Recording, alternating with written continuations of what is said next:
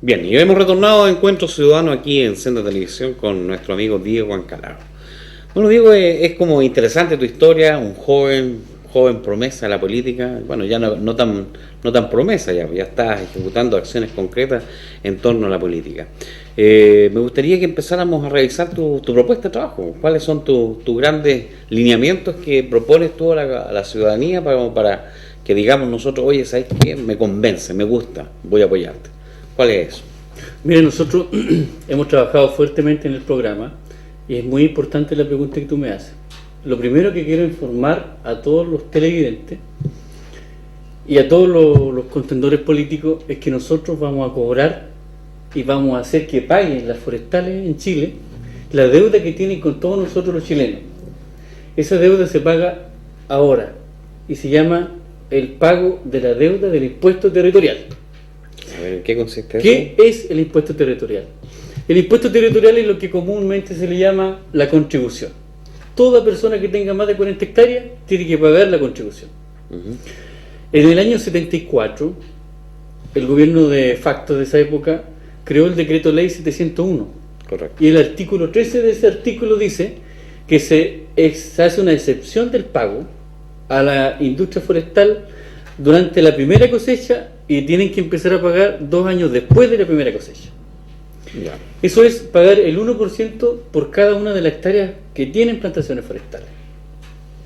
Pasó la primera cosecha, pasaron los 2 años y las forestales no han pagado ese impuesto territorial. Es más, según los estudios que hizo una institución importante, aquí en Coyipulli, el 50% de los terrenos rurales son de propiedad de las forestales y están con plantaciones forestales, el 50%. ¿Ya? Y justamente las comunas con más plantaciones forestales están dentro de las más pobres de la región. Es decir, que la industria forestal no es un polo de desarrollo en estas comunas.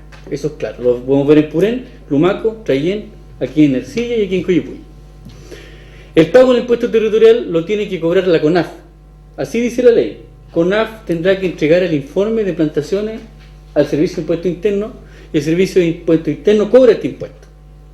Bueno, ni la CONAF ha informado el pago y el cobro, ni el Servicio de Impuesto Interno lo ha hecho.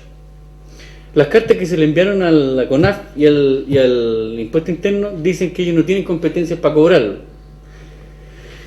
¿Cuál es el gran problema que hoy día tenemos en esto? Que la ley del impuesto territorial dice que el 100% de los ingresos son para la municipalidad. No es para las arcas nacionales y fiscales. Eso lo dice la ley el 701. No, eso lo dice la ley de contribución. No, de contribuciones de impuestos de La ley de contribución dice que la contribución va directamente de 100% de ingreso municipal. El 60% es para el Fondo Común Municipal. Correcto. Y el 40% es la inyección directa. Bueno, según los estudios y de acuerdo a la cantidad de plantaciones forestales que hay en la región, las forestales al año 2008 tenían una deuda de 38.000 millones de pesos. O sea, no es poco. Entonces, a la fecha son 40.000 millones de pesos que las forestales deben del impuesto territorial. Y no es que vamos a cobrarle un royalty, no es que vamos a pedirle que paguen el IVA, no. Estamos hablando solamente de la contribución. Que paguen la contribución primero. Estoy totalmente convencido que cuando lleguemos a la Cámara de Diputados vamos a cobrar eso, porque eso va a permitir que ingresen más de 2.000 millones de pesos aquí a Coyipulli y a todas las comunas pobres, y que con esos 2.000 millones de pesos se solucione el problema de la pobreza, de la salud, de la educación y de la vivienda.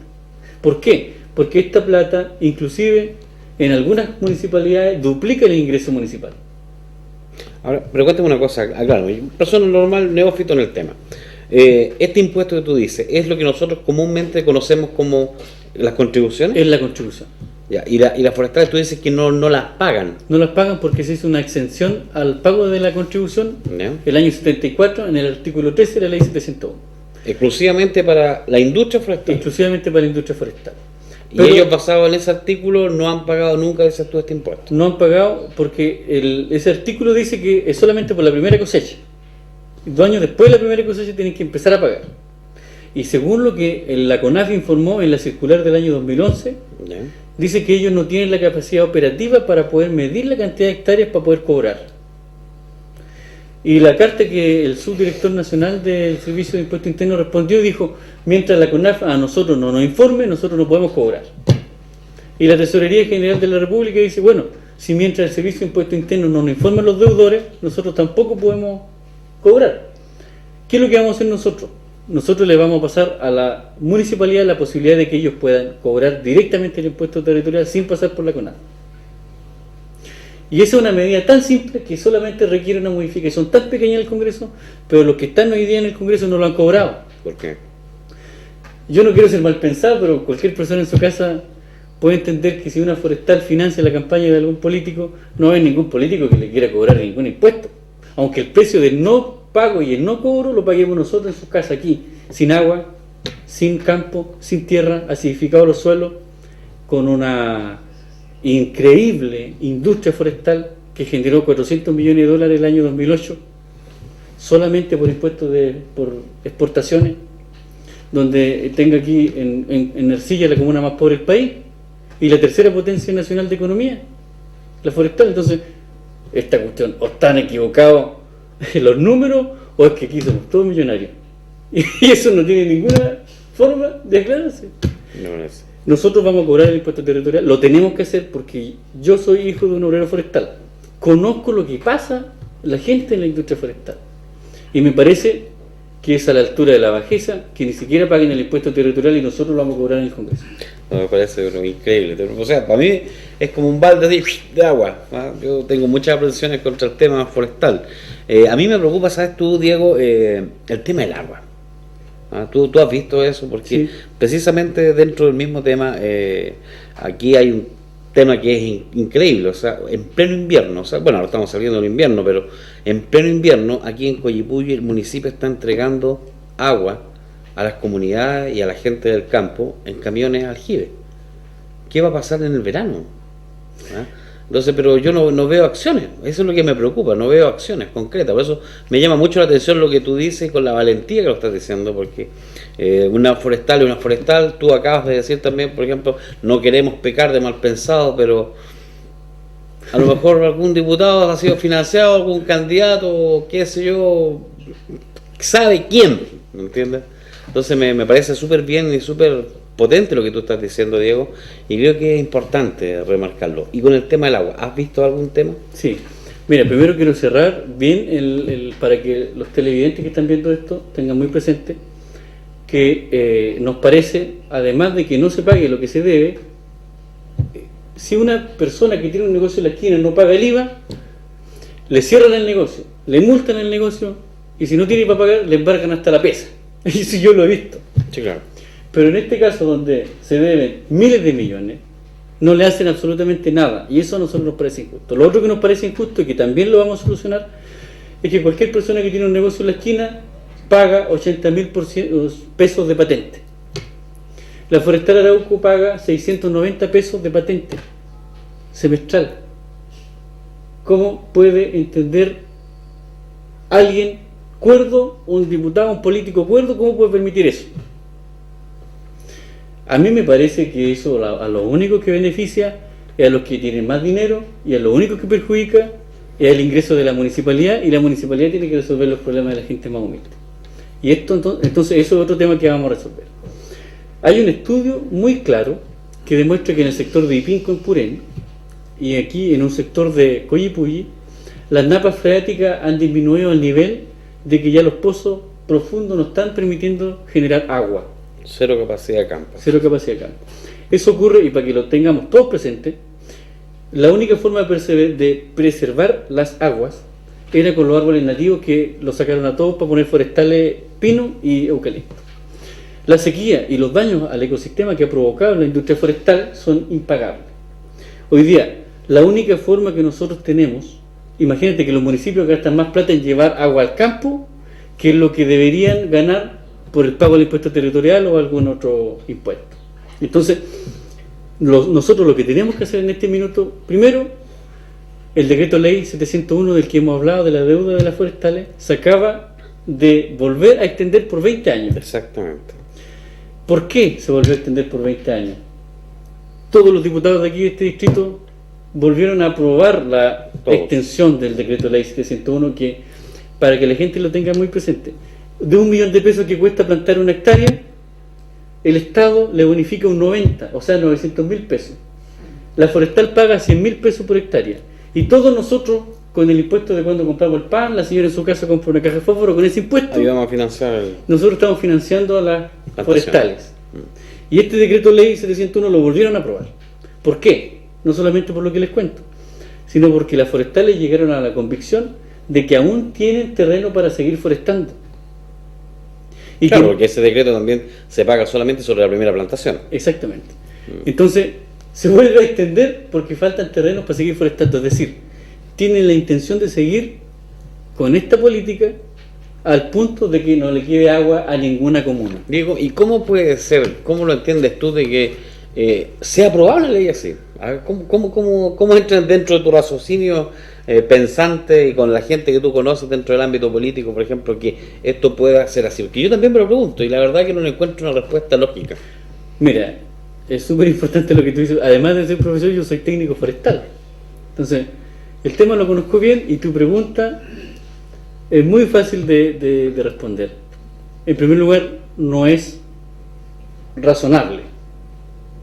Eso no es razonable, una aprobación de una ley que perjudica a la gente más humilde y que transforma esta provincia en lo que ya es Malleco, el secano costero y el secano interior. Lo está transformando en un desierto. Entonces no acuerdo, la única explicación que hay a esto es que las personas que están aprobando este tipo de leyes, que perjudican a nosotros mismos, tienen intereses creados y muy claros sobre este producto. ¿Y para qué vamos a andar con vueltas? A mí no me financian las forestales, no tengo ningún problema en decirlo, y al que lo financie tiene que responder, porque esto que están haciendo es un daño a las nuevas generaciones, al ecosistema y a todos nosotros.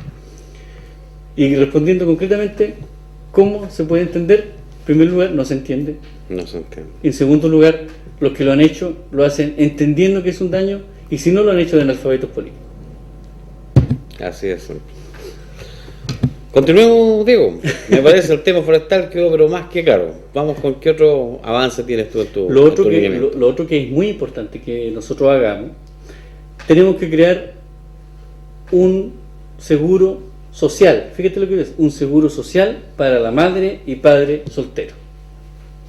No estoy hablando de un bono ni de cosas por el estilo, estoy hablando de un seguro social, igual que los países desarrollados como Francia. ¿Qué pasa si ese matrimonio tiene un hijo, 2 hijos pequeños y muere el esposo o la esposa? Esa persona se queda con los niños. Si tú no pagas la luz, te corta la luz.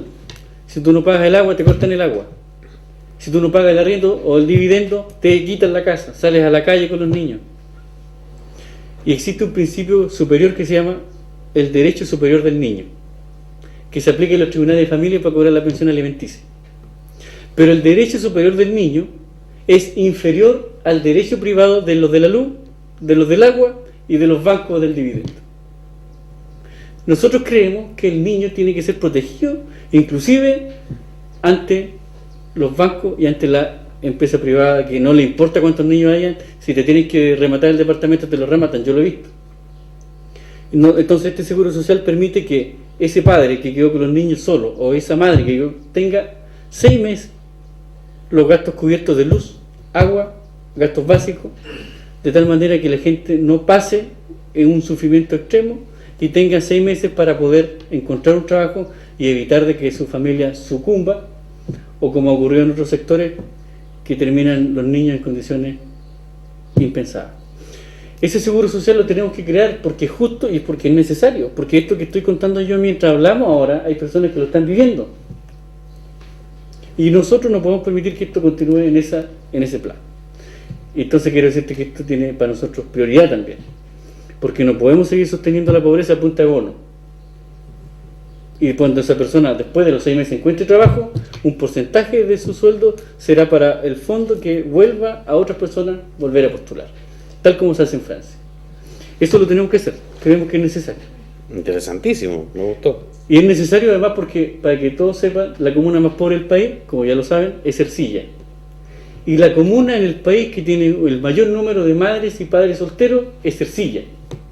Entonces, ¿de qué es lo que estamos hablando? La comuna más pobre del país donde hay más madres y padres solteros. Me parece. Lo, Avanzamos. lo otro que tenemos que hacer, y que es totalmente necesario, es que hay que crear una regulación al cobro de la luz y el agua. Tiene que crearse una superintendencia especial para eso. Primero para el agua, y eso tiene que regularse. Porque usted tiene 12 años y paga 5.000 pesos de alcantarillado. Usted llega a los 100 años y sigue pagando la mitad del alcantarillado. La pregunta es, ¿cómo en 80 años no termina una persona de pagar un alcantarillado y sigue pagando la mitad del consumo y la mitad del alcantarillado? Y nunca te lo cambian.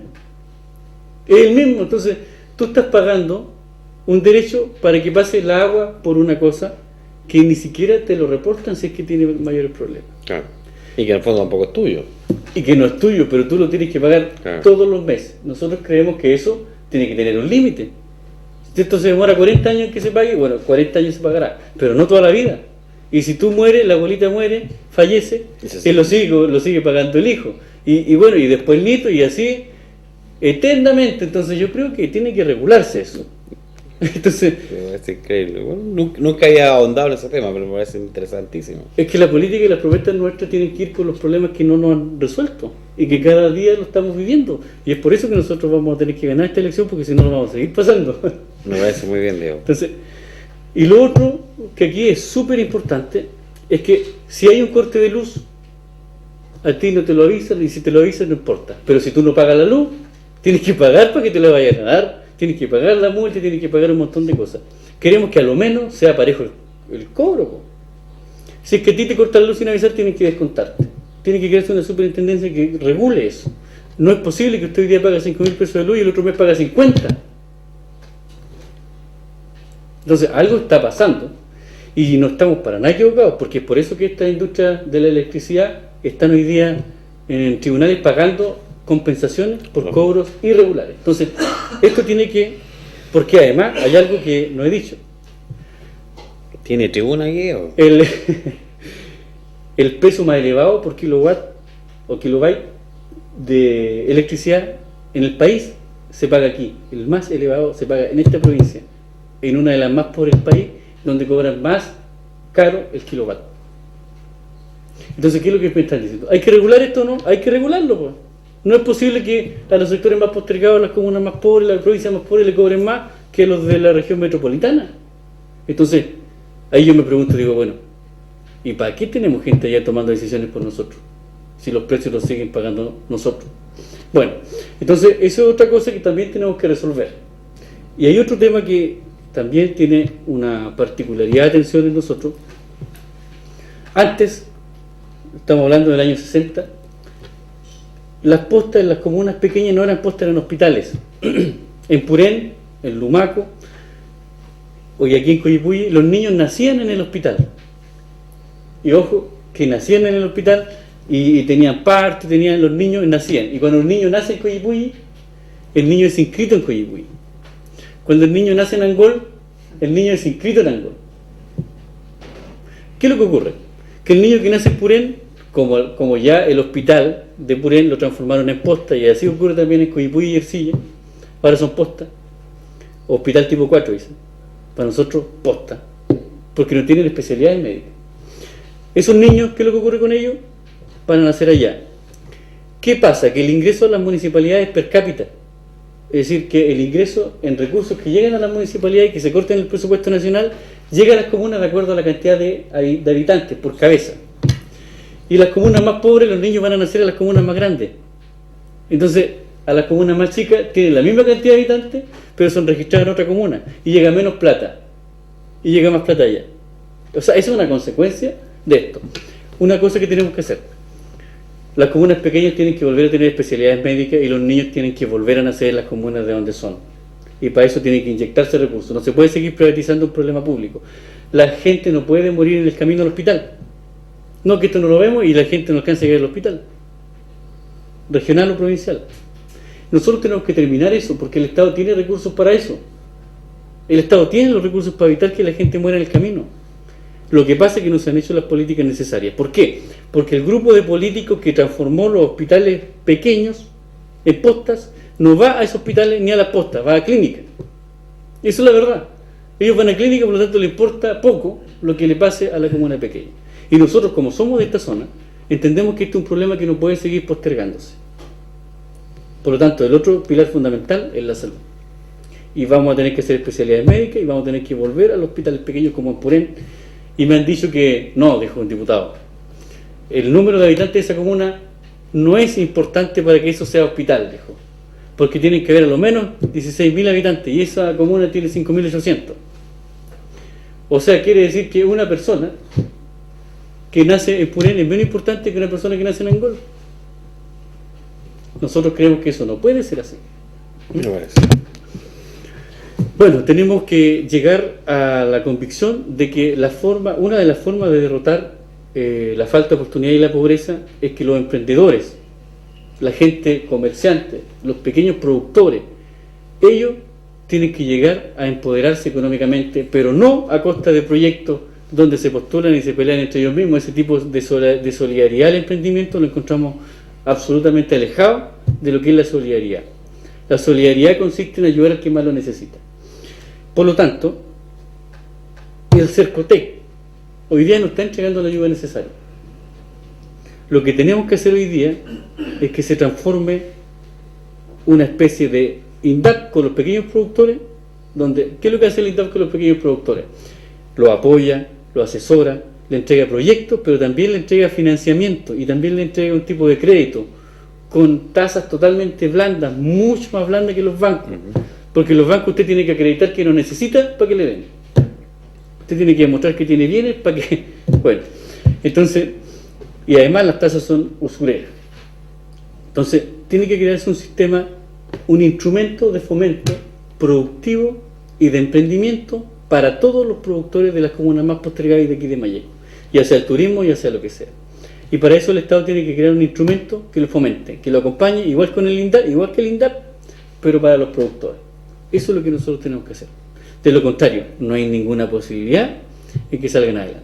Y lo otro, que lo que es la Corfo, que debería ser la Corporación de Fomento para la Producción, ¿cierto? Bueno, la producción que fomenta la Corfo es solamente la de los grandes empresarios. Y por lo tanto, mientras no se cree el instrumento para los pequeños productores, no tenemos ninguna posibilidad. Y otra de las propuestas muy importantes que quiero que... Tenemos muchas propuestas, pero estas son las más importantes. Me parece. Mira, yo creo que es a la altura de la bajeza ese bono que entregan por familia, que son 7.000 pesos por hijo, que se llama que es la pensión familiar, ¿ya? Que son 7.000 pesos, ¿ya? ¿Qué es lo que ocurre? Que la persona que vive en el campo va a buscar el bono de 7.000 pesos por hijo, gasta 4 lucas, gasta 2.000 pesos en llegar, 2.000 pesos en volver, almuerza y queda sin plata. Entonces, creemos que eso es ridículo. A mí me gustaría saber si algún hijo de algún senador o nieto de algún diputado con 7.000 pesos tiene para el mes. Entonces creemos que esa bonificación por hijo familiar tiene que ser a lo menos de 40.000 pesos. A lo menos. Y así nosotros vamos a evitar que dependamos de las candidaturas presidenciales para ver qué candidato ofrece más bono. Entonces, me parece. Esta es la medida precisa y necesaria de que si una persona tiene un hijo, mensualmente sepa que va a contar con un presupuesto en el campo para que ese hijo pueda estudiar, para que ese hijo pueda comer, para que ese hijo pueda vestirse. Porque a diferencia de algunos políticos que creen que los pobres son pobres porque se merecen ser pobres, nosotros creemos que la gente humilde no se merece ser humilde en términos económicos, porque son todos víctimas de un sistema mal hecho para nosotros y bien hecho para otros. Y por lo tanto el Estado tiene la función, para eso se crea el Estado, para proteger al más débil, porque si no estaríamos en la época donde se defiende el que se salva nomás.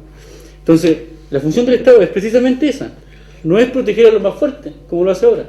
Entonces esa familia tenemos que asegurarle eso, y para eso el Estado tiene plata, porque los que financian el Estado somos nosotros, usted, con el impuesto que pagan el PAN. No son la industria de la minería ni nada, porque ellos no pagan impuestos. Me parece muy bien.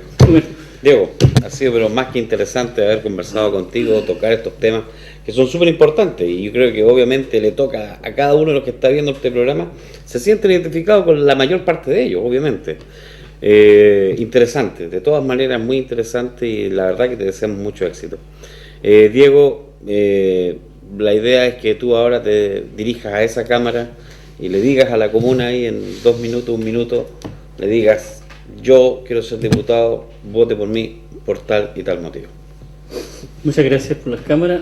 Bueno, antes de despedirme quiero decir que la razón por la que hoy día nosotros estamos enfrentando esta campaña ganadora es porque creemos que es totalmente necesario que estos problemas que estamos viviendo hoy día se resuelvan. No podemos dejarlos en manos de otras personas porque no lo han hecho en 30 años o en 8 años. Y quiero que tenga usted muy claro que no venimos aquí a ofrecer pan y circo. Lo que nosotros queremos es sacar adelante estos proyectos, queremos que la provincia salga adelante, queremos que los niños logren llegar a la universidad. Y mi mensaje para despedirme de ustedes es que tenemos la convicción absoluta de que cuando usted entienda esto que estamos conversando, yo sé que así lo sabe, vamos a ganar esto. Los diputados y los parlamentarios que ya han estado, han hecho lo que han podido, pero lo que sí está claro es que lo que han hecho no es necesario, aún tenemos que hacer más. Y eso que hay que hacer, lo queremos hacer nosotros en el Congreso, y por eso que queremos ganar esta elección y tenemos la convicción que la vamos a ganar. Así que lo invitamos a cambiar esta comuna y a cambiar Malleco. Muchas gracias. Diego, un gusto haber estado contigo. El gusto es mío. Encuentro Ciudadano aquí con Diego Encalado para Senda Televisión. Muchas gracias y buenas noches.